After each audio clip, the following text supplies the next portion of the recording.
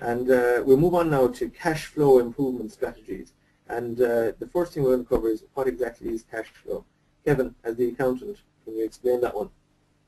Well, I think everybody knows that. It's obviously getting the money in.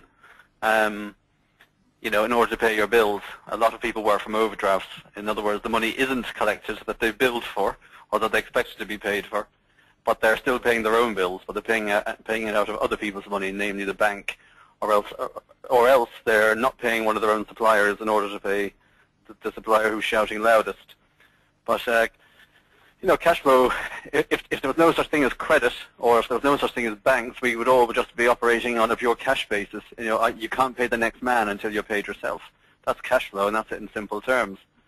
The forecasting is just predicting, you know, when the money that you're expecting in is actually going to show up, and that can be easy enough if you have a post-dated check, or you have a letter of credit, or you have a credit card number on file, or you have, you know, a direct debit originator system whereby you can put your hand into their bank account and get your hands on their money as long as it's there.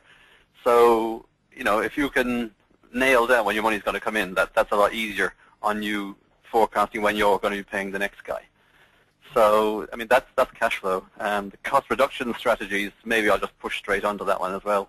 Well, I'll give you an example of cash flow forecasting and how it works in a business. And the same can be applied to people. I was working with a client in October, and he knew that he was always going to be tight for the next few months in terms of money. So we actually did our cash flow forecast. He could predict his sales pretty much to the €1,000 for the next 3 months. So, but he could also predict his outgoings. So by doing cash flow forecast with that particular client, we could see that he was going to run into difficulties from the 1st of December to the 10th of December, just based on when his money was coming in from his clients and based on what he had to pay out.